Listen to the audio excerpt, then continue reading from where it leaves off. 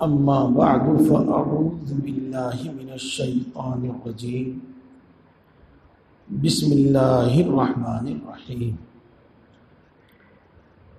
يا أيها الذين آمنوا كتب عليكم الصيام كما كتب على الذين من قبلكم لعلكم تتقون صدق اللہ العظیم۔ محترم بزرگوں اور دوستوں، رسول اکرم صلی اللہ علیہ وسلم نے رمضان المبارک سے پہلے شعبان کے آخری عشرے میں وعظ فرمایا اور اس میں رمضان المبارک کی فضیلت بیان کی، رمضان المبارک کی اہمیت بیان کی اور ان اعمال کا بیان کیا جو اعمال اور جو کام رمضان المبارک میں کرنے چاہیے۔ ان اعمال کو بیان کیا جو اعمال رمضان المبارک میں کثرت سے کرنے چاہیے۔ رسول اکرم صلی اللہ علیہ وسلم کی اسی سنت پر عمل کرتے ہوئے بہت دنوں سے یہ معمول ہے کہ رمضان سے پہلے رمضان المبارک کی اہمیت، فضیلت اور رمضان المبارک سے متعلق ضروری نصیحتیں بیان کی جاتی ہیں۔ اسی کے تحت آج وہی باتیں بیان ہوں گی، چونکہ اس کے بعد انشاءاللہ رمضان المبارک گزرنے کے بعد شوال میں جب پہلی جمعرات آئے گی تو اس وقت پھر یہ اجتماع ہوگا۔ ممکن ہے 1 مہینے، ممکن ہے 2 مہینے درمیان میں نہ ہو، اس واسطے رمضان سے پہلے یہ آخری اجتماع ہے اور اس اجتماع میں رمضان المبارک کی فضیلت و اہمیت اور رمضان المبارک کے متعلق کچھ دستور العمل پیش کرنے کا ارادہ رکھتا ہوں۔ اس سے پہلے یہ بیان کر دوں، یہ تو آپ کو معلوم ہے ہی، ابھی اصل میں بھی اس کا ذکر تھا کہ جوشیلے، جذبات بھڑکانے والے مضامین مجھ سے بیان نہیں ہوتے، وقت پر کرتے بھی ہیں، ایسی بات نہیں، کیونکہ میں ان کا کوئی فائدہ نہیں سمجھتا۔ جی آج تو بالکل روکھا اور سوکھا مضمون ہے، آج تو اتنا بھی مزہ نہیں آئے گا جتنا آپ کو ہر مہینے مزہ آیا کرتا ہے، لہذا توجہ سے سنیں۔ ہاں الحمدللہ اتنے فائدے کی باتیں ہیں، اگر آپ کو یہ احساس ہو جائے کہ ہاں بڑے فائدے کی باتیں ہیں تو پھر آپ کو پہلے سے بھی زیادہ مزہ آئے گا۔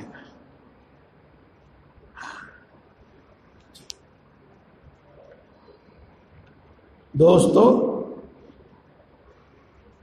اللہ رب العزت اس آیت شریفہ میں یہ ارشاد فرماتے ہیں کہ تم پر ہم نے روزے فرض کیے ہیں، جیسا کہ تم سے پہلی امتوں پر بھی روزے فرض تھے،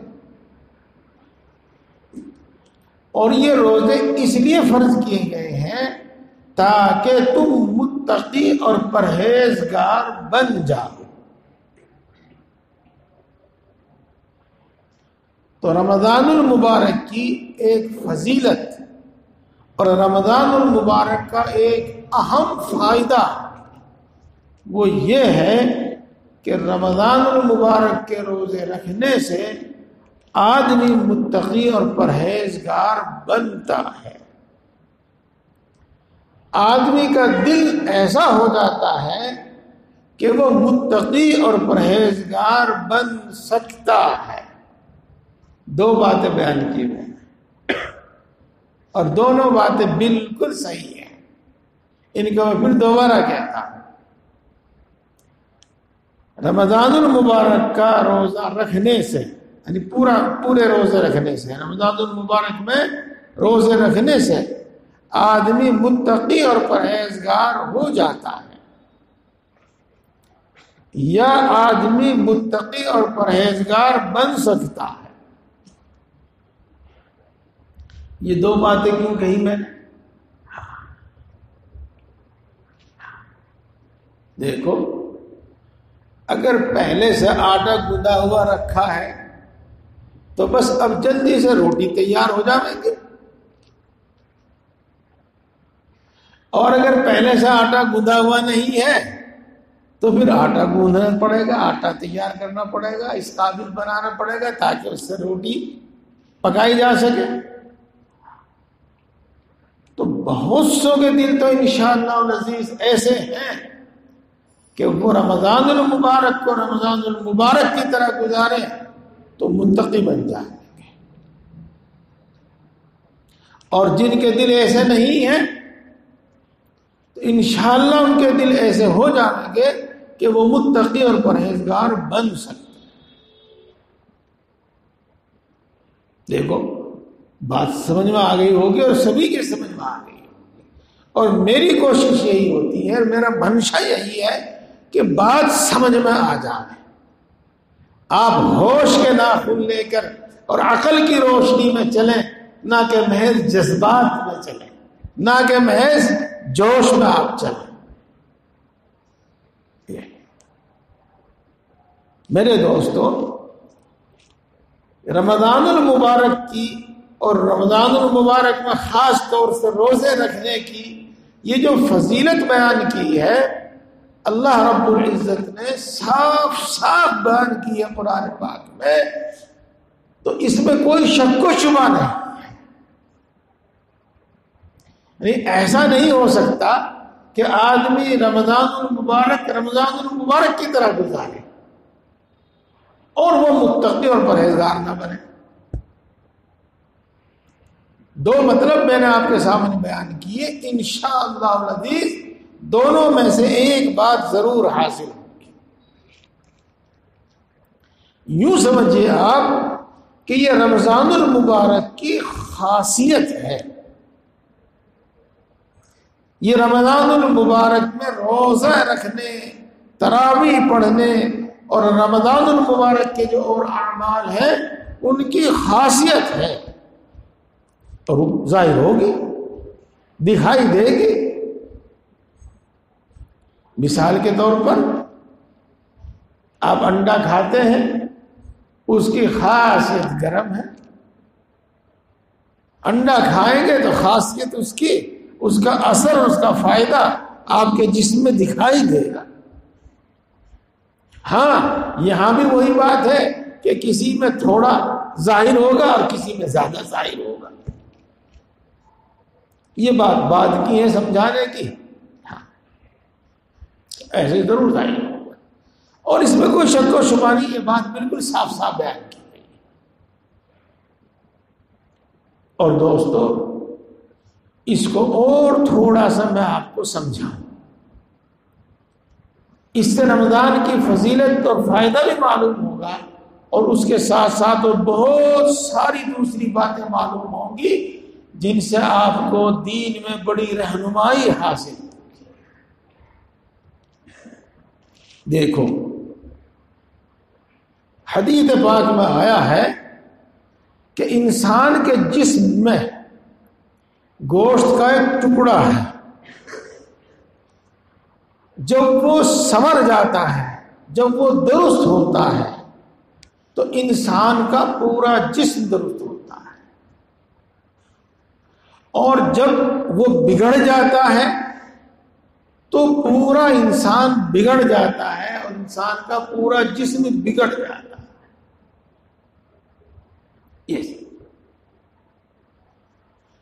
اب پہلی بات یہ سمجھو آپ کہ دل کا بگاڑ کیا ہے اور دل کا سنورنا کیا ہے۔ میں بات کو لمبی نہیں کرتا بلکہ اپنی ضرورت کی بات بیان کرتا ہوں تاکہ کم وقت میں زیادہ بات بیان ہو سکے۔ میرے دوستو، دل کا سنورنا یہ ہے کہ حق بات، سچی بات، صحیح بات اس کو صحیح معلوم ہونے لگے، اچھی بات اس کو اچھی معلوم ہونے لگے، حق بات اس کو حق معلوم ہونے لگے۔ یہ دوسرے الفاظ میں حق بات کو وہ پسند کرنے لگے، صحیح بات کو وہ پسند کرنے لگے، سچی اور اچھی بات اس کو پسند آئے۔ یہ ہے دل کا سنورنا، دل کا سنورنا۔ چلو اس کے ساتھ ہی آپ کو میں اور بات بتاتا ہوں۔ ہدایت اس کے بھی 3 درجے ہیں۔ نمبر 1، صحیح بات اس کی سمجھ میں آ جائے۔ نمبر 2، صحیح بات کو اس کا دل قبول کر لے، سمجھنے کے بعد اس کو قبول کر لے۔ اور نمبر 3، اس صحیح بات کے مطابق اس کا عمل ہونے لگے۔ یہ بات سمجھ میں آئی؟ مثال سے دے دیں، مثال سے سمجھا دیں گے۔ وہ مثال ہی میری تو سمجھ میں نہیں آئی، لیکن بہرحال وہ بیان کی جاتی ہے کہ گدھے کی آنکھ میں دیا تھا نمک، وہ کہنے لگا میری پھوڑ دی۔ تو بھائی اکثر و بیشتر یہ ہوتا ہے جب بھلے کی بات، نفع کی بات، صحیح بات سمجھائی جاتی ہے تو وہ سمجھ میں ہی نہیں آتی، مانتا ہی نہیں اس کو آدمی۔ اس کو بتایا جائے کہ بھائی برے لوگوں کی صحبت میں مت بیٹھو، فلاں آدمی برا ہے اس کے پاس مت بیٹھو، تو وہ اس کی سمجھ میں نہیں آتی، اس کا کوئی نقصان اس کو نظر نہیں آتا بلکہ فائدہ اس کو نظر آتا ہے۔ تو حق بات اس نے سمجھی ہی نہیں، صحیح بات اس نے سمجھی ہی نہیں، صحیح بات وہ سمجھتا ہی نہیں، تو ہدایت کے اول درجے سے بھی محروم ہے۔ دل اس کا اتنا بگڑا ہوا ہے، اتنا بگڑا ہوا ہے کہ ہدایت کے بالکل سب سے پہلے درجے سے بھی وہ محروم ہے۔ جی دوسرا درجہ یہ کہ اس کا دل قبول کر لے کہ ہاں بھائی یہ بری صحبت واقعی بہت بری چیز ہے، واقعی بری صحبت سے بچنا چاہیے، اس کا وہ بچنا چاہتا ہے، اس کو برا سمجھتا ہے، اس کو بچنا چاہتا ہے، لیکن اس کا نفس اس پر غالب آ جاتا ہے اور پھر جا بیٹھتا ہے وہ بری صحبت میں۔ تو دوسرا درجہ اس کو حاصل ہے، لیکن تیسرا درجہ اس کو حاصل نہیں کہ اس کے مطابق عمل بھی ہو لے۔ تو میرے بھائیوں، دل کا سب سے بڑا بگاڑ یہ ہے کہ حق بات اس کی سمجھ میں ہی نہ آئے، حق بات کو دل قبول ہی نہ کرے، صحیح بات اس کی سمجھ میں ہی نہ آئے، صحیح بات کو وہ قبول ہی نہ کرے۔ دل کا بگاڑ یہ ہے کہ برائی اس کے دل میں ہی نہ بیٹھے، بلکہ برائی کو وہ بھلائی ماننے لگے، گناہ کو گناہ ہی نہ سمجھے بلکہ گناہ کو فخر کی بات سمجھنے لگے۔ یہ ہے دل کا بگاڑ۔ یہ میں نے آپ کو آسان لفظوں میں سمجھایا اور امید ہے کہ آپ کی سمجھ میں آیا ہوگا۔ اب میں آپ کو ایک حدیث پاک سنا دوں۔ دل کا بگاڑ یہ ہے لا يعرف معروفا، وہ نیکی کو نیکی ہی نہیں مانتا، وہ نیکی کو نیکی ہی نہیں سمجھتا. ولا ينکر منکرا، وہ برائی کو برائی نہیں سمجھتا اور وہ برائی کو برائی نہیں مانتا. یہ مثالوں سے بات خوب اچھی طرح سمجھ میں آ جاتی ہے.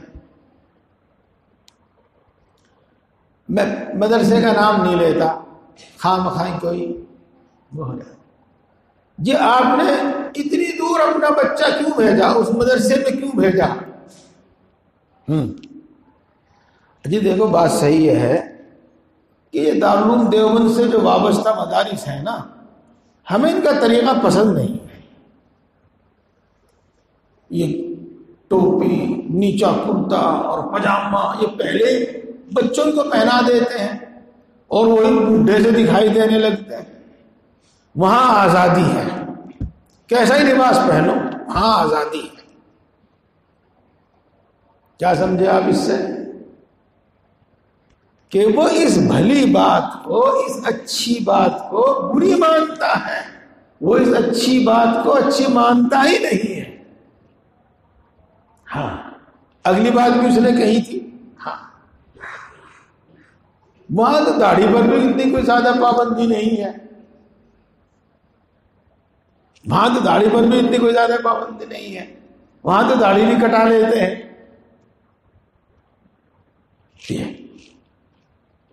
تو یہ جو بہتر طریقہ، تربیت کا اچھا طریقہ، یہ اس کو اچھا نہیں لگا، بلکہ وہ آزادی اس کو اچھی لگی. تو کیا کہا؟ لا یعرف معروفا، وہ بھلی بات کو بھلی نہیں مانتا، وہ برائی کو برائی نہیں مانتا. یہ ہے دل کا بگاڑ. اب قرآن پاک سے بھی سمجھیے، وَإِن يَرَوْا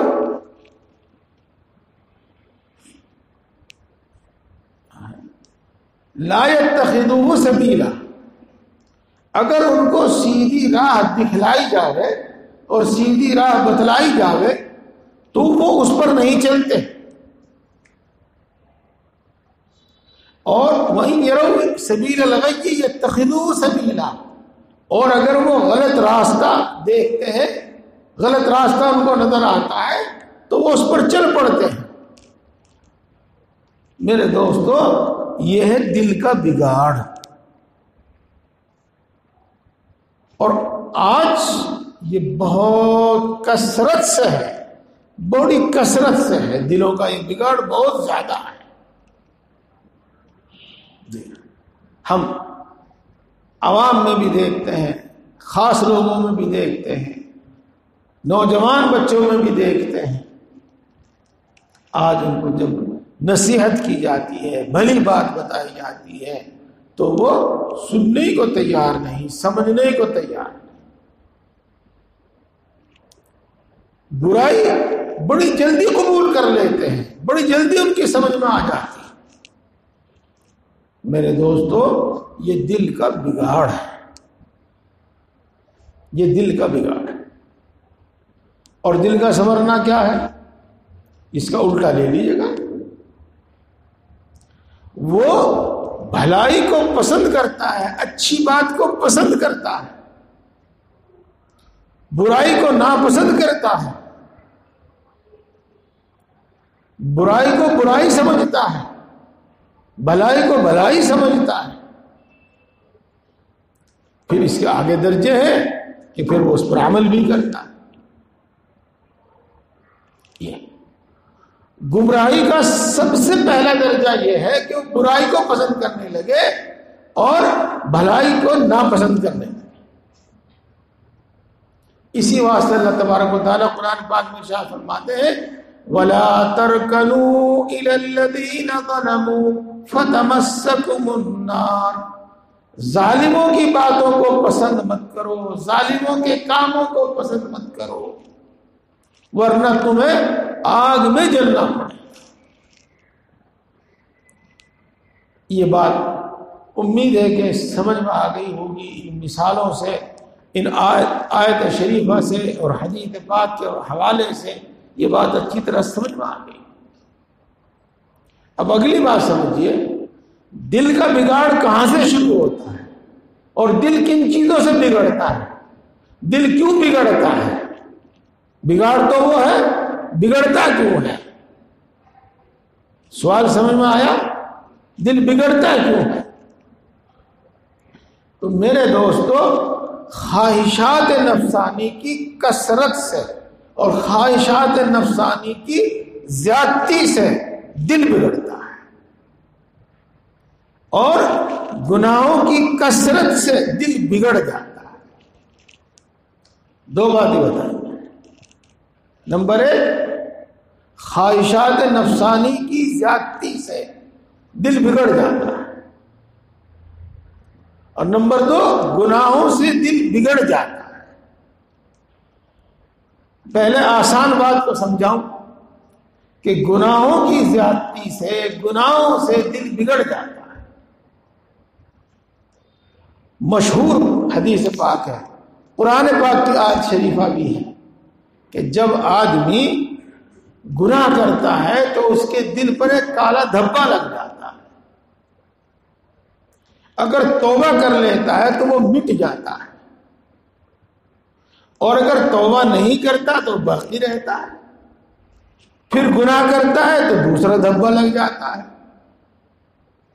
توبہ کر لیتا ہے تو مٹ جاتا ہے، دل صاف ہو جاتا ہے، نہیں توبہ کرتا تو باقی رہتا ہے، پھر گناہ کرتا ہے تو پھر دھبا لگتا ہے۔ تو جس قدر اس کا دل کالا ہوتا چلے جائے گا، جس قدر اس کے دل میں دھبے لگتے چلے جائیں گے، اس قدر اس کا دل بگڑتا چلا جائے گا، اور خدا نہ خواستہ وہ ان گناہوں میں مبتلا رہا اور توبہ سے دور رہا تو یہ سیاہی اس کے پورے دل کو گھیر لے گی، اور اس وقت دل اتنا بگڑ جائے گا کہ اب اس کو بھلائی نظر نہیں آئے گی، سمجھانے کے باوجود نہیں سمجھے گا، بلکہ اس کی مثال یہ دی جاتی ہے کہ ایسا ہو جائے گا اس کا دل جیسا کہ چکنا پتھر،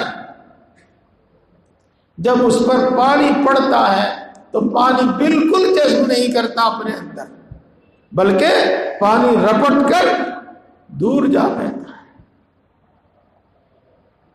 تو دل اتنا بگڑ جاتا ہے کہ صحیح بات کو بالکل قبول نہیں کرتا، بلکہ صحیح بات کا انکار کر دیتا ہے، دل میں اس کو جگہ ہی نہیں ملتی، انکار کر دیتا ہے۔ یہ میرے دوستو دل کا بگاڑ اور گناہوں کے سبب سے۔ اس کی مثال غالباً حدیث پاک میں ہے، یا علماء بیان کرتے ہیں، مجھے صحیح معلوم نہیں کہ یہ حدیث ہے کہ نہیں، میں حدیث کے حوالے سے بیان نہیں کر رہا ہوں۔ اس کی مثال آپ اس طرح سمجھیے کہ آپ نے اپنا سفید کپڑا دھویا، بلکہ دھوبی سے دھلوایا، کلپ دلوایا، اب وہ بڑا خوبصورت، بہت اچھا نظر آ رہا ہے۔ اب اس پہ اگر آپ کی آستین پہ ایک دھبا لگے گا تو محسوس ہوگا، آپ کے دامن پہ کوئی ایک دھبا لگے گا کسی بھی چیز کا تو آپ کو محسوس ہوگا، کھٹکتا رہے گا۔ اور اگر یہ کپڑا میلا ہو جائے اور اس پر 5، 7، 10، 20 دھبے پہلے ہی سے موجود ہو تو اب جو مزید دھبے لگیں گے ان کا احساس ہی نہیں ہوگا، ارے پرانا تو ہو ہی رہا، بلکہ ارے تو پرانا ہے، لا میں اسی سے صاف کر دوں، ادھر میلا ہو رہا، لا اسی سے صاف کر دوں۔ پھر صورت یہ ہوتی ہے۔ تو بات وہی ہے، جب دل پر دھبوں پر دھبے لگتے رہتے ہیں، گناہوں کی پر گناہ ہوتے رہتے ہیں، تو پھر گناہ کا احساس ہی نہیں ہوتا کہ تو نے گناہ، بلکہ گناہ پر فخر کرنے لگتا ہے۔ میرے دوستو دونوں باتیں آپ کی سمجھ میں آ گئی کہ دل اس طرح بگڑتا ہے اور دل کا بگاڑ یہ ہے،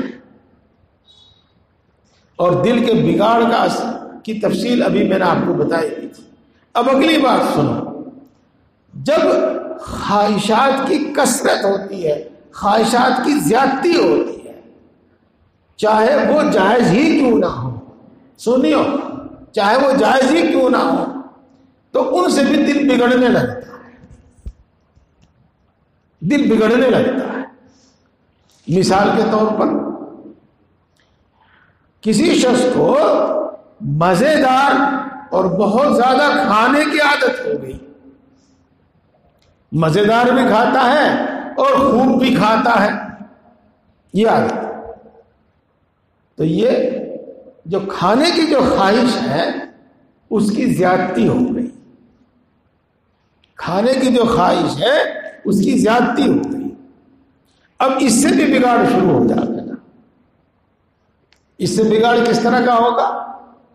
ایک بگاڑ تو نقد یہ ہوگا کہ زیادہ کھانے سے پیٹ میں گڑبڑ ہوگی اور ہوا خوب خارج ہونے لگی، تب وہ کیا کہے گا؟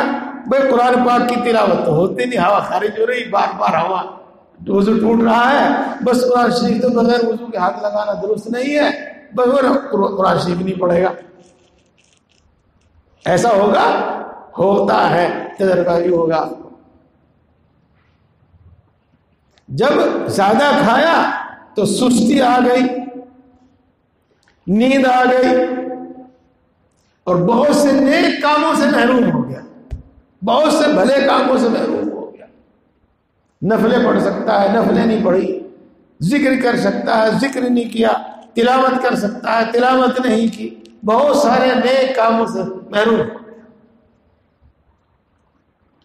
زیادہ بھی کھانے کی عادت ہوگی، مزیدار کھانے کی عادت ہو گئی، اب ہر وقت اس کی فکر رہتی ہے کہ یہ مزیدار اور خوب مقدار میں خوب کھانا ملے تو کہاں سے ملے، کس طرح ملے، اور ایسی آمدنی کیسے ہو، آج نہیں ہے تو کہاں سے لایا جاوے، ادھار لایا جاوے، یہ دھوکہ دھڑی سے لایا جاوے، کیسے لایا جاوے۔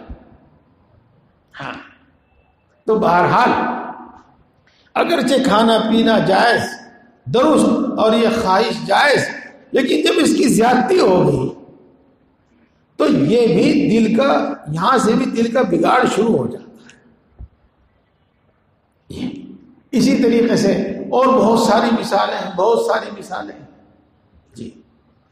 آدمی میں مال کی خواہش ہے، مال کی خواہش، اور مال انسان کی ضرورت کی بھی چیز ہے، ضرورت کی بھی چیز ہے، اور مال کی خواہش اس کے اندر ہے کہ تو اچھی بات ہے، کوئی بری بات نہیں ہے، جائز ہے، درست ہے۔ آپ نے حدیث پاک سنی ہے کہ کسب الحلال فریضۃ بعد الفریضہ، حلال کمانا یہ بھی ایک فرض ہے، فرض عبادت ادا کرنے کے بعد۔ لیکن جب یہ خواہش بڑھ گئی، یہ خواہش بڑھ گئی تو اب یہ حلال و حرام کی تمیز نہیں کرتا، بلکہ اس کا مقصد یہ ہوتا ہے کہ زیادہ سے زیادہ پیسہ آوے۔ تو یہ خواہش اور مال کی خواہش درست، لیکن یہ بڑھ گئی تو اب اس سے دل کا بگاڑ شروع ہوا، دل کا بگاڑ شروع ہوا۔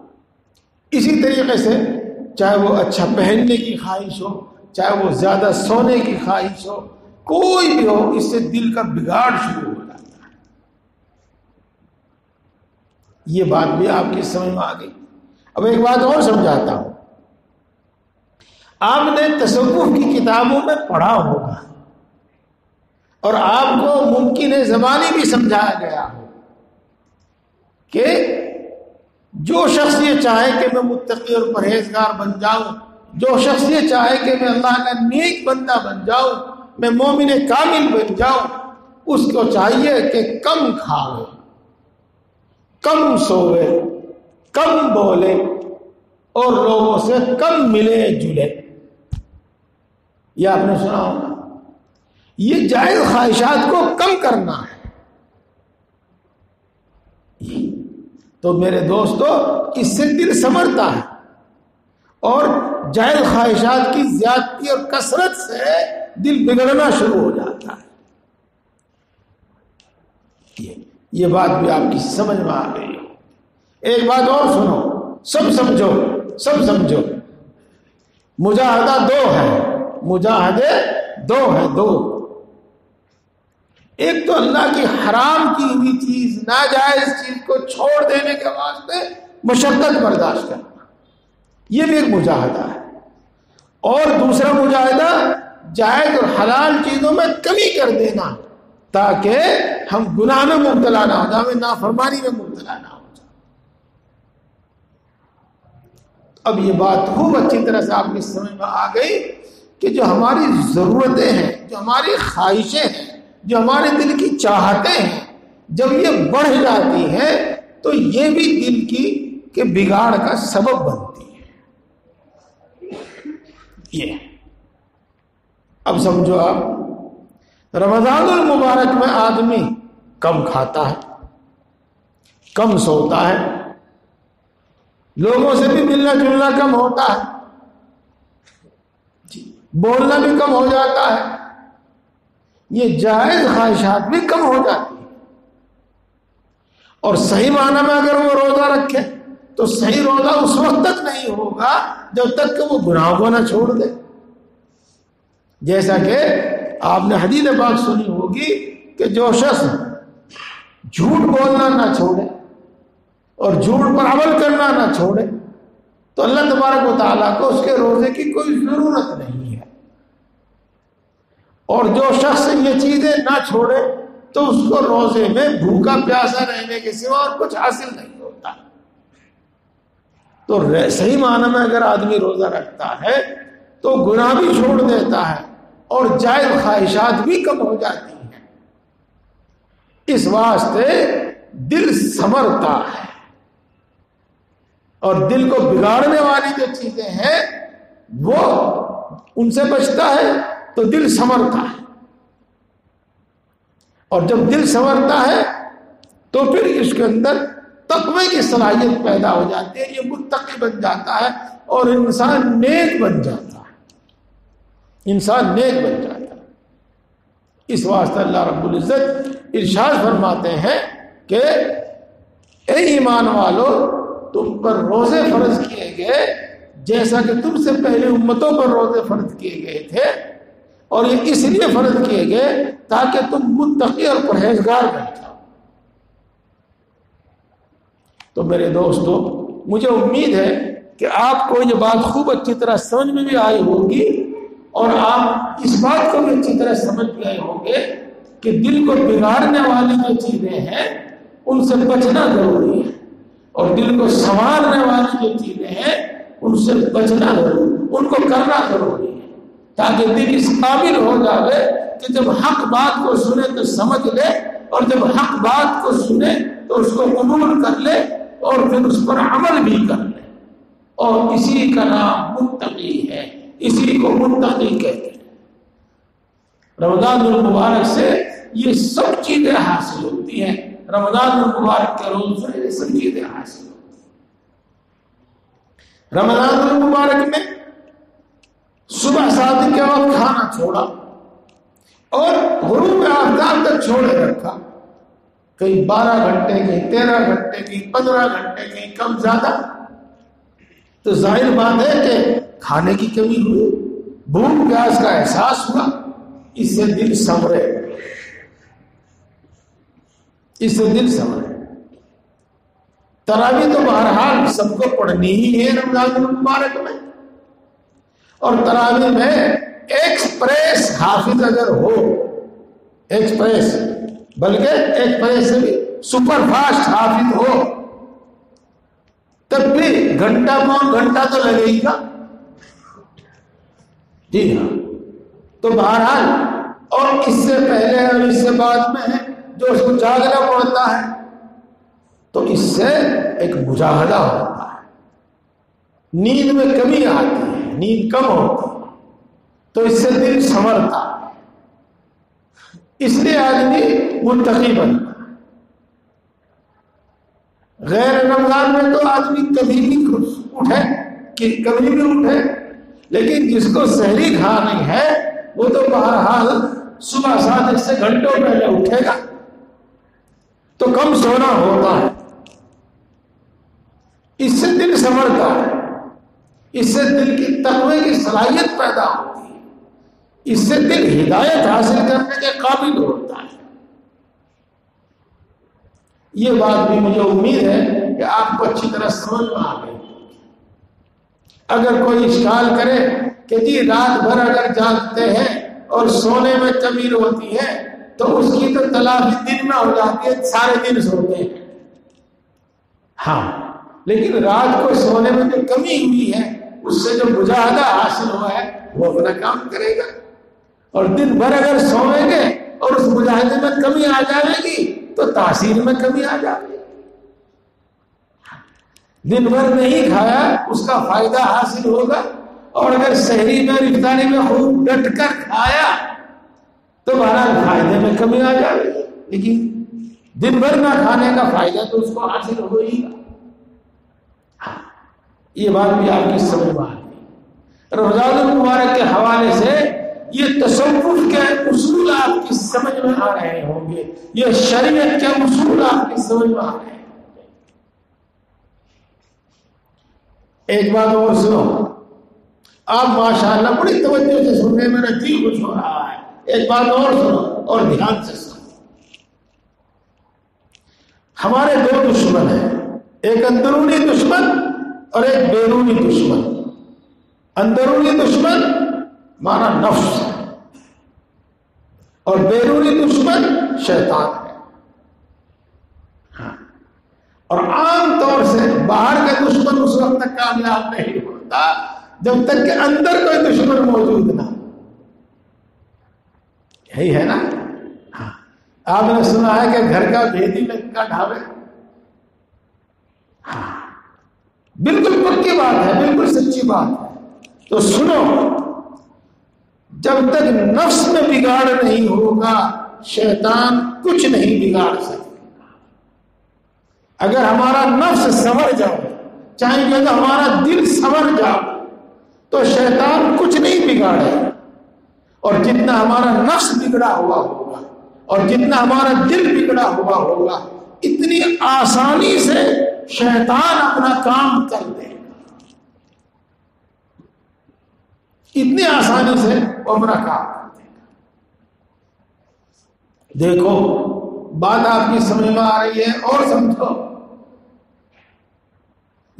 شیطان خواہشات نفسانی کو ذریعہ بناتا ہے اور اس ذریعے کے بغیر وہ کامیاب نہیں ہوتا۔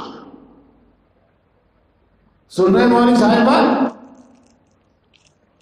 بہکانے کے لیے شیطان خواہشات نفسانی کو ذریعہ بناتا ہے، وسیلہ بناتا ہے، اور خواہشات نفسانی کے بغیر شیطان کامیاب نہیں ہوتا۔ یہ چھت پہ چڑھنے کے لیے سیڑھیاں ہیں شیطان کے واسطے۔ جی، اب آپ کو میں مثال دے دوں گا۔ ایک شخص ہے جس کو عورت کی خواہش ہی نہیں ہے، تو کہاں بد نگاہی کیوں کرے گا؟ وہ کتنی کوشش کر لے شیطان نہیں ہوگی بد نگاہی۔ جس شخص نے یہ طے کر لیا کہ میں تو روکھی سوکھی کھا لیا کروں گا، اور روکھی سوکھی کھاتا ہوں، اور روکھی سوکھی تو اس کو حلال طیب ملی جائے گی، تو شیطان اس کا نہیں بگاڑے گا۔ جس نے یہ طے کیا کہ ہمیں تو مرغ پلاؤ کھانا ہے اور ہمیں تو کیا کہیں پزا کھانا ہے اور ہمیں تو فلاں چیزیں کھانی ہے، تو شیطان اس کا بگاڑے گا، جو کچھ بگاڑے گا، اس کو راستے دکھاوے گا۔ چل تو گاڑی لے لے، چل فلاں شخص کو دیکھیں گے، آج اس کا بنا دیں گے بے وقوف۔ تو خواہشات نفسانی کو واسطہ و وسیلہ بناتا ہے شیطان، اور انہی سے وہ کامیاب ہوتا ہے۔ اگر خواہشات نفسانی سے آدمی چھٹکارا حاصل کر لے، یعنی ان پر قابو پا لے، تو پھر شیطان بھی کچھ کام نہیں کرتا۔ شیطان کا کوئی اثر نہیں ہوتا۔ یہ بھی بات آپ کی سمجھ میں آ گئی؟ تب سمجھو آپ اللہ رب العزت نے رمضان المبارک میں شیطان کو قید کر دیا، اور اللہ رب العزت نے رمضان المبارک میں کچھ ایسے احکام دیے جن سے کھانے پینے اور سونے اور دوسرے گناہوں سے بچنا ضروری ہو گیا۔ یہ اور اللہ رب العزت نے کچھ اپنی رحمت کو اتنا عام کیا کہ عام مومنین کے دلوں میں بھی طاعت عبادت کا جذبہ پیدا ہو گیا۔ ایسا ہے، آنکھوں سے دیکھنے میں آتا ہے۔ تو میرے دوستو، شیطان بھی آج اپنا کام نہیں کر رہا ہے، اور نفس کی خواہشات بھی مغلوب ہو رہی ہیں، اور عام رحمت کے عام ہونے کی وجہ سے طاعت عبادت بھی آسان ہو گئی ہے۔ تو دیکھو آدمی متقی اور پرہیزگار بنے گا کہ نہیں بنے گا؟ اس کا بگڑا ہوا دل سنورے گا کہ نہیں سنورے گا؟ طاعت عبادت اس کے لیے آسان ہوگی، اور اچھی باتوں کو سمجھنا اس کے واسطے آسان ہوگا، بری باتوں کو سمجھنا اس کے لیے آسان ہوگا، اچھی باتوں سے محبت اس کو ہوگی، بری باتوں سے نفرت اس کو ہوگی۔ اس لیے میرے دوستوں اور بزرگوں، رمضان المبارک میں آدمی روزے رکھنے سے اور اعمال رمضان کی ادائیگی سے متقی اور پرہیزگار بن جاتا ہے، ہدایت یافتہ بن جاتا ہے، اللہ کا ولی بن جاتا ہے، اور مومن کامل بن جاتا ہے۔ بس میں سمجھتا ہوں کہ یہ بات اب پوری ہو گئی اور آپ کی سمجھ میں بھی آ گئی۔ اب میں آگے چلتا ہوں۔ اس رمضان کی فضیلت اور رمضان کی اہمیت بھی آپ کو معلوم ہو گئی۔ رمضان کا ثواب میں نے بیان نہیں کیا، میں نے تو صرف لعلکم تتقون کو سمجھایا۔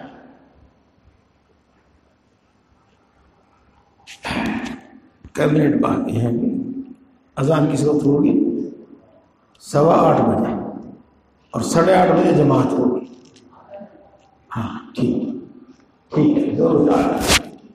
اب میرے دوستوں، وہ بات میں آپ کے سامنے پہلے بھی بار بار کہہ چکا ہوں، آپ آج بھی اس کو سنیں۔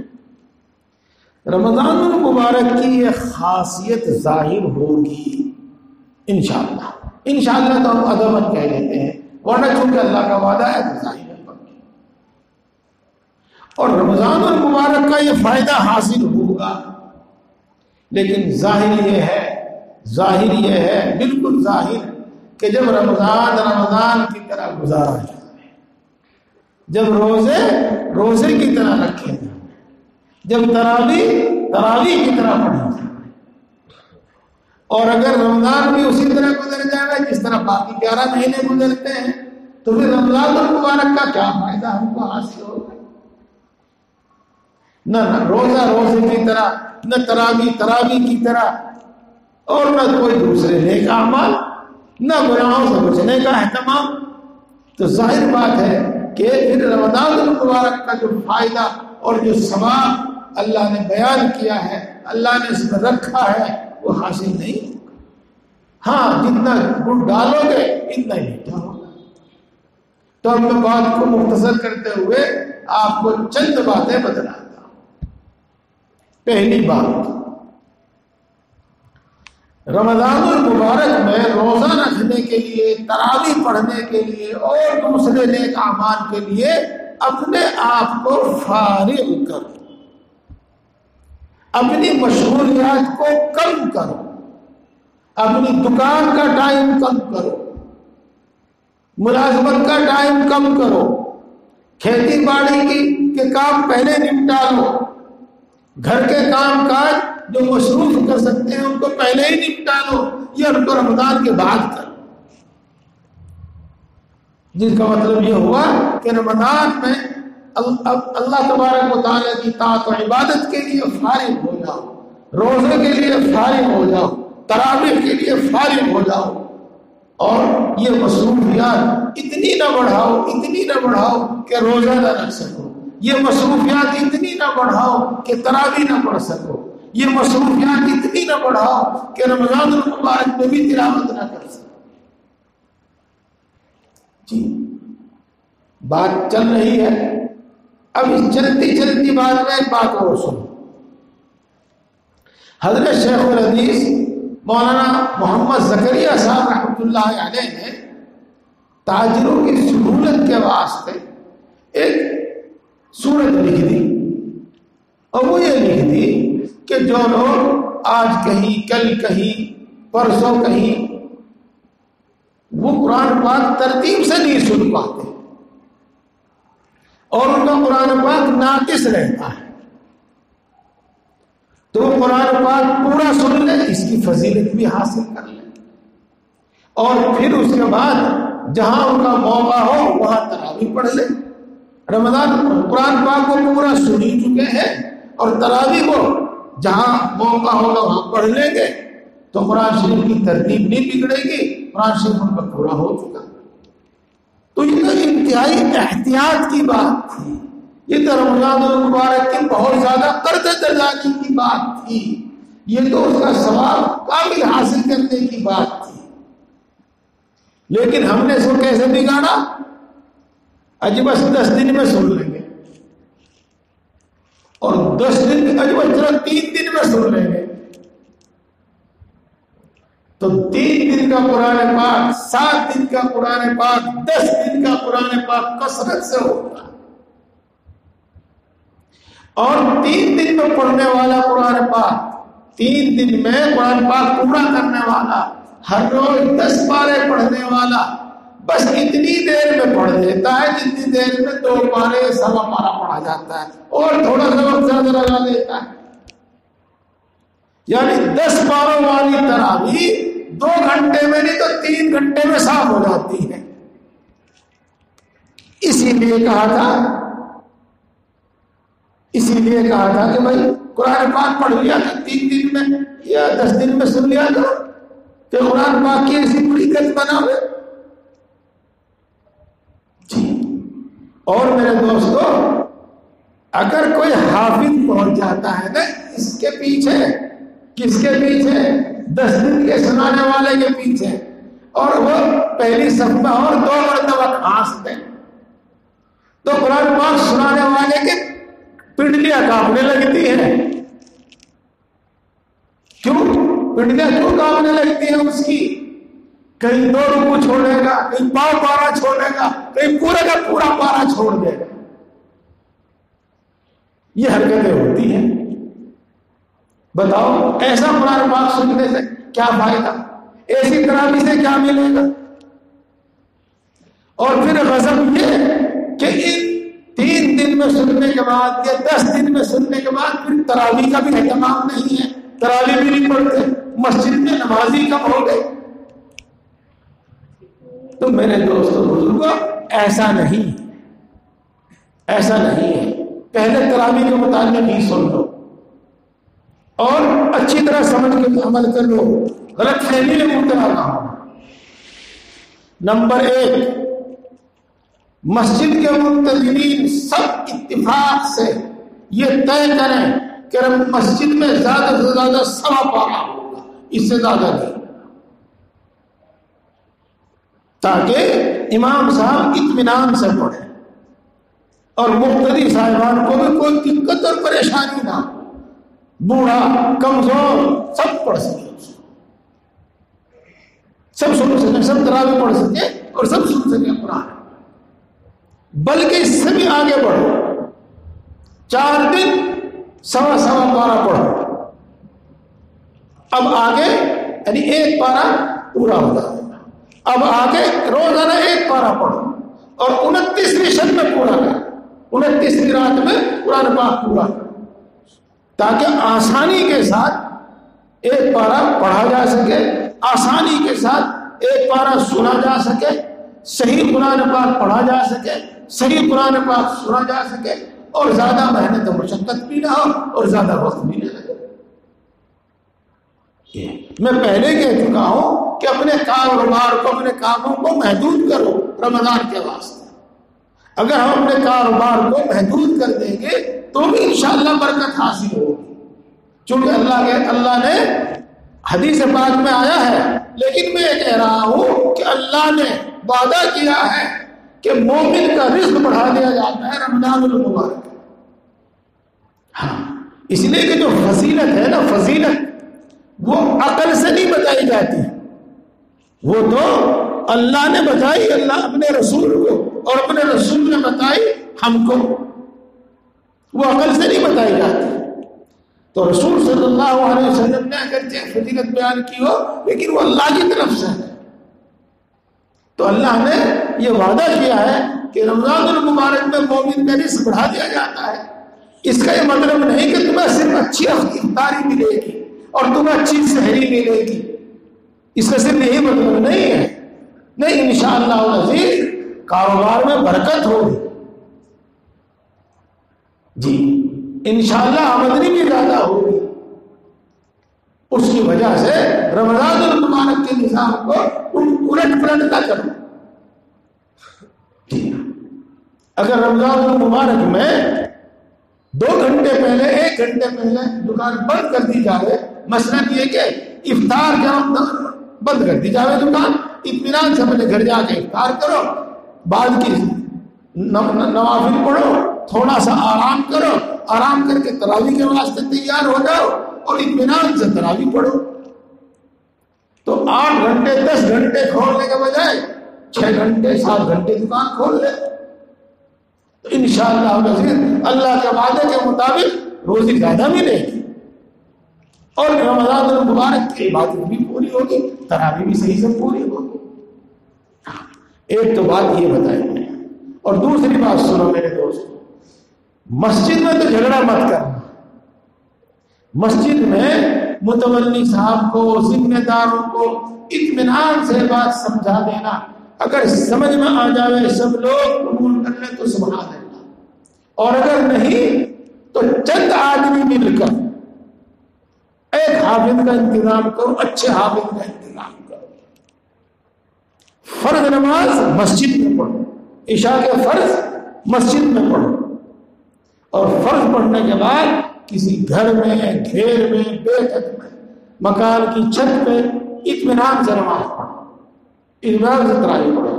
حافظ صاحب کو کہو کہ ٹھہر ٹھہر کر صحیح سے قرآن پاک پڑھیے اور رکوع پورا کیجیے، سجدہ پورا کیجیے، قاعدہ پورا کیجیے.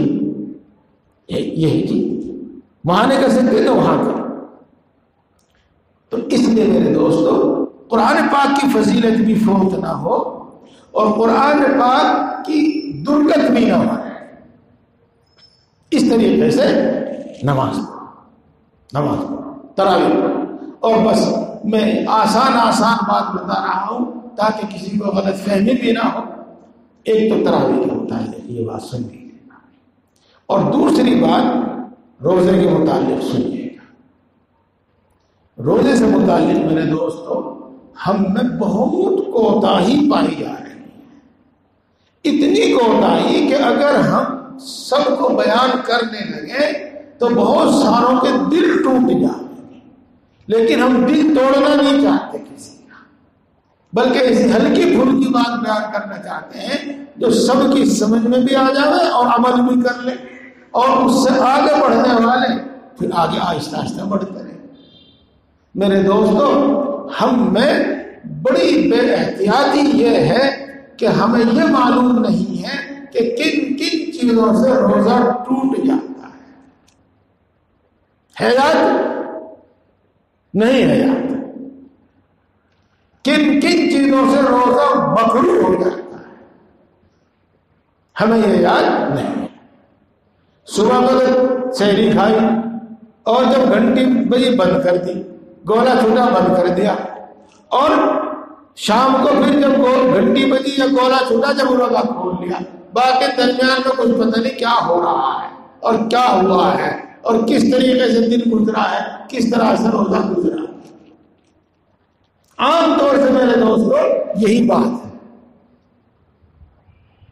اور پھر کوئی بات پیش آتی ہے تو مسئلہ پوچھتے ہیں. ہر جگہ صحیح مسئلہ بتانے والا میسر نہیں ہے. ہاں اب تو مفتی بھی اوٹ پٹانگ ہو رہے ہیں، اللہ معاف کرے مجھے. چونکہ ہر جگہ سے مفتی کی ڈگری مل رہی ہے، سند مل رہی ہے، اہل نا اہل نہیں دیکھا جا رہا ہے۔ یہ میں اس لیے بتا رہا ہوں آپ کے سامنے تاکہ آپ مسئلہ پوچھنے میں، فتویٰ لینے میں احتیاط برتیں۔ یہ ضروری ہے اس وقت بات بتانا۔ پھر آدمی کو مسئلہ غلط بتا دیتا ہے، کبھی وہ مشقت میں پڑ جاتا ہے، روزہ ٹوٹا نہیں لیکن اس نے کہہ دیا کہ روزہ ٹوٹ گیا، کفارہ واجب نہیں ہوا، اس نے کہہ دیا کہ کفارہ واجب ہو گیا، تو بہرحال مشقت میں پڑ جاتا ہے۔ اس لیے میرے دوستو یہ بات دیکھو بتا بھی سکتا ہوں میں، بس اتنی بات بتا رہا ہوں کہ کچھ کام ایسے ہیں اگر ہم نے وہ کر لیے روزے کی حالت میں تو ان سے روزہ ٹوٹ جاتا ہے، اور اس روزے کے بدلے پھر ایک روزہ رکھنا پڑتا ہے، قضا رکھنی پڑتی ہے۔ اور کچھ کام ایسے ہیں جن سے روزہ ٹوٹ جاتا ہے اور اس کے بدلے ایک روزہ رکھنا پڑتا ہے، اور کفارے کے طور پر 60 روزے اور لگاتار رکھنے پڑتے ہیں۔ تو کچھ عمل ایسے ہیں، کچھ کام ایسے ہیں جن سے روزہ ٹوٹتا ہے، کبھی صرف اس کے بدلے ایک ہی روزہ رکھنا پڑتا ہے اور کبھی اس کے بدلے 61 روزے رکھنے پڑتے ہیں، 60 کفارے کے ایک قضا۔ تو میرے دوستوں، میرے بھائیوں، پہلے سے ان باتوں کو سمجھو کہ کس چیز سے روزہ ٹوٹ جاتا ہے، کس سے قضا واجب ہوتی ہے، کس سے کفارہ واجب ہوتا ہے، تاکہ ہم ان سے احتیاط کرتے اور ہمارا روزہ نہ ٹوٹے اور ہم پر کفارہ واجب نہ ہو۔ ایسا نہ ہو بس کہ ٹوٹتا ہی نہیں کسی طریقے سے روزہ، چلتا رہے یوں۔ نواز کیا کہتے ہیں ان کو؟ نواز سے روزہ، روزے کو توڑنے والی چیز۔ ایسے میرے بھائیوں کچھ چیزیں ایسی ہیں جن سے روزہ ٹوٹتا نہیں لیکن روزہ مکروہ ہو جاتا ہے، مکروہ ہو جاتا ہے۔ اللہ کے نزدیک وہ پسندیدہ روزہ نہیں رہتا، مقبول روزہ نہیں رہتا۔ روزہ بھی رکھ رہے ہیں، بھوکے پیاسے بھی رہ رہے ہیں، لیکن معلوم نہ ہونے کی وجہ سے ایسی حرکت کر دی اس سے وہ روزہ مکروہ ہو گیا، جس سے روزہ مکروہ ہو گیا۔ کچھ چیزیں ایسی ہیں جن سے روزہ مکروہ بھی نہیں ہوتا لیکن روزے کا ثواب ختم ہو جاتا ہے۔ تو میرے دوستوں بزرگوں، دیکھو آپ سوچو، فیصلہ کرو کہ ان چیزوں سے پہلے واقف ہونا ضروری ہے کہ نہیں ہے۔ چلو روزہ نہیں ٹوٹا، مکروہ بھی نہیں ہوا، اس کا ثواب ختم ہو گیا تو کتنا بڑا نقصان ہوا۔ اور روزہ مکروہ ہو گیا، بھوکے پیاسے بھی رہے پھر بھی مکروہ ہو گیا، بھوکے پیاسے بھی رہے پھر بھی ٹوٹ گیا۔ تو میرے دوستو اس کے بغیر روزہ صحیح نہیں ہو پاتا اکثر ہو۔ اسی طریقے سے میرے دوستو یہ سمجھو کہ روزہ صحیح ہونے کے واسطے کیا کیا کام کرنے پڑتے ہیں۔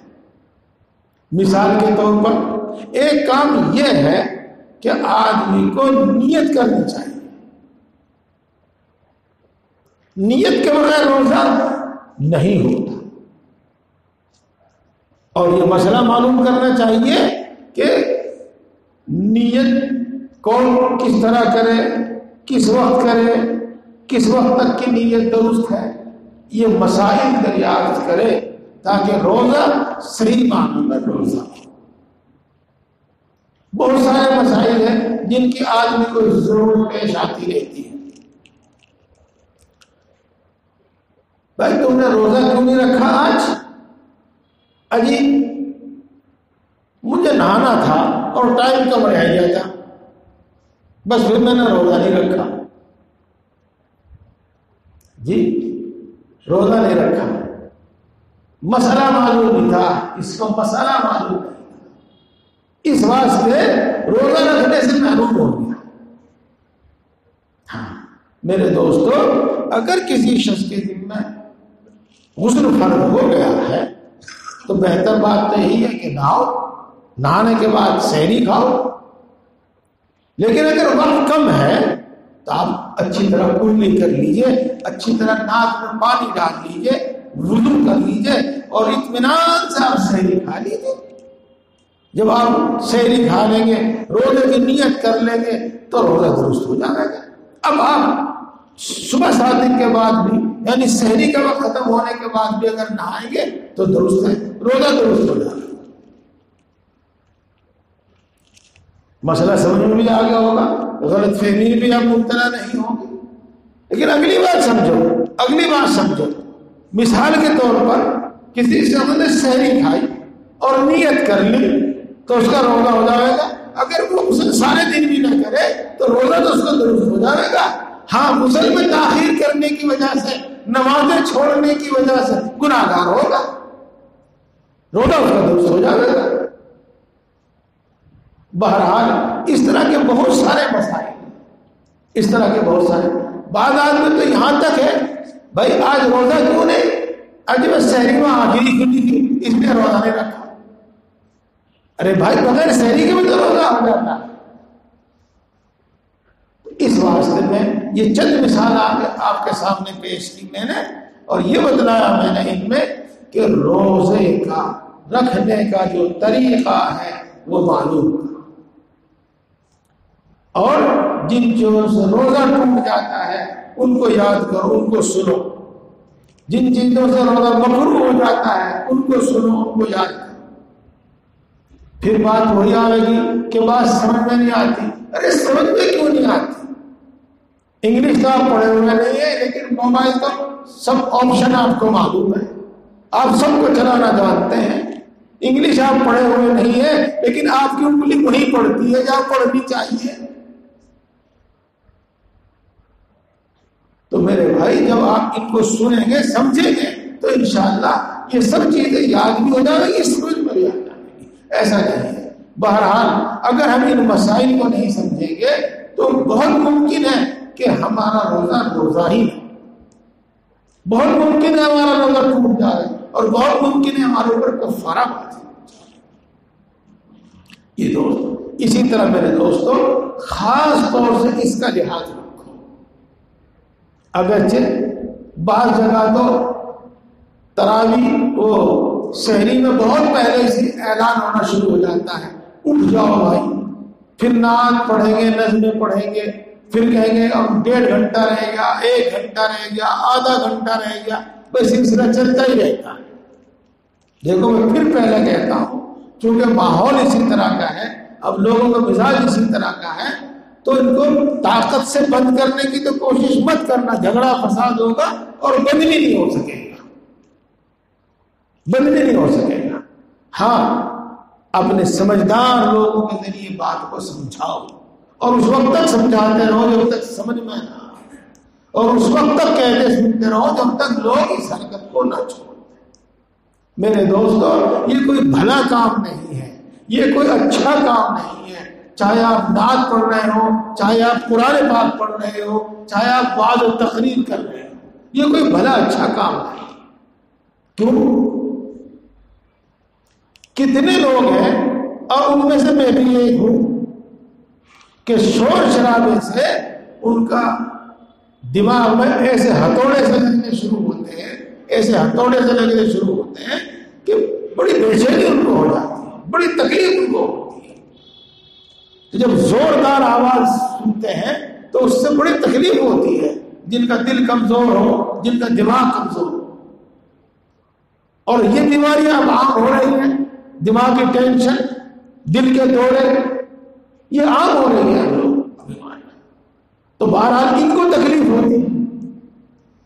اسی طریقے سے بہت سے لوگ ہیں اور ہونا چاہیے جو نفلوں میں مشغول ہیں، اپنے گھر میں نفلیں پڑھ رہے ہیں یا مسجد میں نفلیں پڑھ رہے ہیں یا مشغولات ہیں جو اپنے گھر میں نفلیں پڑھ رہے ہیں، اور بہت سے لوگ ہیں جو قرآن پاک پڑھ رہے ہیں. اب وہ جو زور شور سے سلسلہ چل ہی رہا ہے تو ان سے ان کی نماز میں خلل ہوتا ہے، تلاوت میں خلل ہوتا ہے، ذکر کر رہے ہیں اس میں خلل ہوتا ہے. اور اس کی کوئی ضرورت نہیں ہے شور شرابے کی، کوئی فائدہ نہیں ہے شور شرابے کا، تو ایسا مت کرو، ایسا مت کرو۔ ہر 10-15 منٹ کے بعد اعلان بھی مت کرو۔ کس کے ہاتھ میں موبائل نہیں ہے، کس کے ہاتھ میں گھڑی نہیں، کس کے گھر میں گھنٹہ نہیں، بس ایک چھوٹا سا کام کر لو، ایک چھوٹا سا کام کر لو، ان ساری مشقتوں سے بھر بچ جاؤ گے کہ ایک جنتری خرید لو، صحیح جنتری، اور اس میں یہ دیکھ لیا کرو کہ میں سحری کا وقت کس وقت ختم ہو رہا، اپنے موبائل میں، اپنی گھڑی میں، اپنے گھر کے گھنٹے میں دیکھو اور اس کے مطابق عمل کرو۔ کون سی پریشانی ہے اس میں؟ کوئی پریشانی اس میں نہیں۔ اور اب تو طرح طرح کی باتیں آ رہی ہے، آپ اپنے موبائل میں الارم لگائیے، ایک الارم لگائیے 1 گھنٹے پہلے کا جس سے آپ اٹھ جاؤ، دوسرا الارم لگائیے گا سحری کے وقت سے آدھا گھنٹہ پہلے کا جی، جس میں آپ کھانا کھا لیں، تیسرا الارم لگائیے گا سحری کے وقت ختم ہونے سے 10 منٹ یا 5 منٹ پہلے کا، تاکہ آپ بند کر دیں۔ موبائل آپ کے پاس ہے ہی، الارم بھی آپ لگا لیں گے، تو اس شور شرابے کی کیا ضرورت ہے؟ اس شور شرابے سے ان سب کو تو تکلیف ہوتی ہی ہے، جو غیر مسلم بھائی ہوتے ہیں ان کو بڑی تکلیف ہوتی ہے، جھگڑے کھڑے ہو جاتے ہیں، کم سے کم اور بھی کچھ نہیں ہوگا، آپ کو آپ کے مذہب کو ناپسند تو وہ کریں گے، تو ایسی حرکت نہیں کرنی چاہیے، بلکہ ایسا کرنا چاہیے جیسے میں نے آپ کو بتایا۔ اگر اس کی کوئی ضرورت بھی ہے تو جیسا کہ آپ مشورہ ہو 1 گھنٹہ پہلے، 1.5 گھنٹہ پہلے، 2 گھنٹے پہلے 1 گھنٹی بجا دی گئی، بس لوگوں کو معلوم ہو گیا کہ بھئی اب سحری کا وقت اٹھ جانا چاہیے، سحری کا واسطے کھانا پکانے کی اپنی تیاری کرنی چاہیے، بس۔ اگر زیادہ ضرورت سمجھے 15 منٹ پہلے اعلان کر دو کہ بھئی صرف 15 منٹ ہے، تاکہ جنہوں نے نہیں کھایا وہ کھا لیں، اور جو کھا چکے ہیں اب وہ احتیاط برتیں۔ اصل بات تو وہی ہے جو میں نے آپ کو بتائی ہے کہ جنتری لائیے۔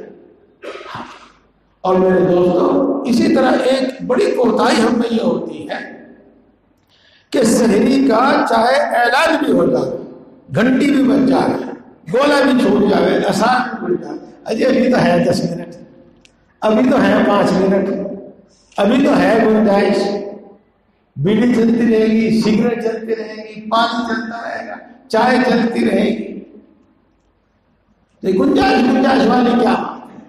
نہیں ہونی چاہیے۔ میں نے آپ کو بتایا ہے کہ دیکھو جو جنتریاں ہیں ان سب میں لکھا ہوا ہے صبح صادق، صبح صادق، عام جنتریاں بھی ہیں ان میں لکھا ہوا ہے اس صبح صادق کا جو وقت ہے اس سے 10 منٹ پہلے کھانا پینا چھوڑو، احتیاط اس میں ہے، احتیاط 10 منٹ پہلے کھانا پینا چھوڑو، پھر مت کھاؤ۔ ہاں سحری نہیں کھائیں گے تو کمزوری ہوگی، روزہ نہیں رکھ پائیں گے تو جلدی کھا لو۔ بہرحال اس میں احتیاط برتو، سحری کے وقت میں احتیاط برتو، اور احتیاط کا طریقہ بھی آپ کو بتا دیا کس طرح آپ احتیاط برتیں۔ اور سنیے گا، یہ ہزاروں جنتریاں آپ کے سامنے آ جاتی ہیں، اس مدرسے کی، اس مدرسے کی، اس کیا کہتے ہیں اس کو، اس کمپنی والوں کی طرف سے، اس کمپنی والوں کی طرف سے، اور بہت سارا فرق بھی ہوتا ہے، تو آپ الجھن اور پریشانی میں مبتلا ہو جاتے ہیں۔ اس لیے وہ جو 12 مہینے کی دائمی جنتری ہے نا، اسی کو استعمال کرو، اسی کو استعمال کرو۔ اذان کا وقت ہو رہا، اب میں بھی ختم کر رہا ہوں، اور اس سے بعد ایک وقت بات ہوتا ہوں، آپ حضرات کو تلاش کرنے سے خود معلوم ہوتا ہے، اور جو چاہے تو میرے پاس سے لے لیں۔ دینیات والوں نے ایک ایپ بنایا ہے، دینیات والوں نے موبائل میں ایک ایپ بنایا ہے، اس میں 5 وقتوں کے اوقات لکھے موجود، اس میں سحری کا وقت موجود ہے، افطار کا وقت اس میں موجود ہے، اور اب تک کے تجربے کے اعتبار سے، ہمارے علاقے کے اعتبار سے وہ اوقات بھی صحیح ہے۔ دیکھو دوستوں، میں نے آپ کو سحری میں احتیاط برتنے کے لیے بتایا، اور صرف احتیاط برتنے پر کہنے پر اکتفا نہیں کیا، بلکہ اس کی ساری صورتیں جو ممکن ہو سکے آپ کو بتا دیں۔ اسی طرح میرے دوستوں افطار میں صرف مسجد کی گھنٹی پر بھروسہ نہ کرو، صرف مسجد کے گولے پر بھروسہ نہ کرو،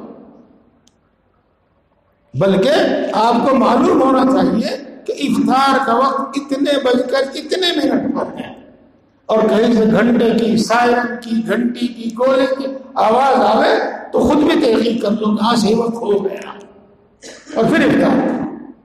بس میں اب اپنی بات کو مختصر کرتا ہوں۔ نمبر 1، روزہ کس طرح رکھنا چاہیے، کس طرح درست ہوتا ہے، وہ چیزیں سیکھو۔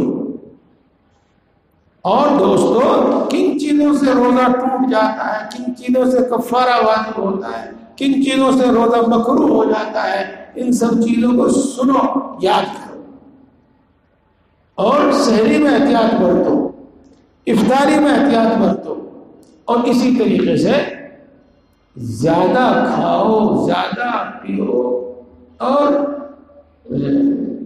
فضول خرچی کرو، ایسا بھی مت کرو۔ اب رمضان المبارک بجائے عبادت کے مہینے کے کھانے پینے کا مہینہ ہو گیا۔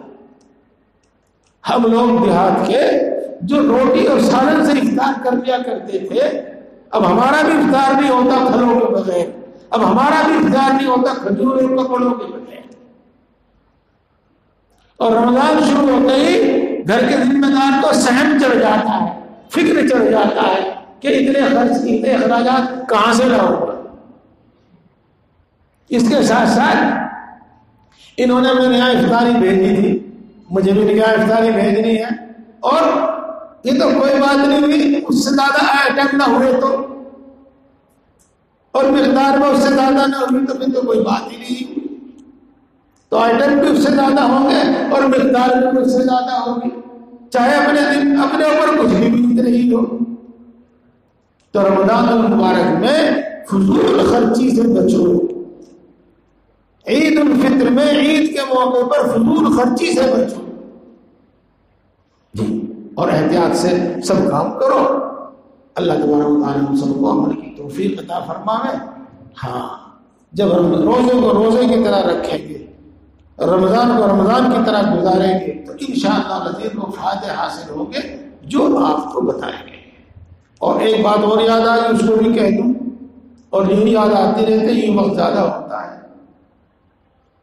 جیسا رمضان المبارک گزارو گے، تھوڑے سے مجاہدے سے پورا سال اسی طرح گزرے گا۔ میں نے مجاہدے کا لفظ بولا ہے، یہ تو بغیر مجاہدے کا کچھ نہیں ہوتا۔ تھوڑے سے مجاہدے کے ساتھ پورا رمضان اسی طرح گزرے گا۔ رمضان المبارک احتیاط سے گزارے۔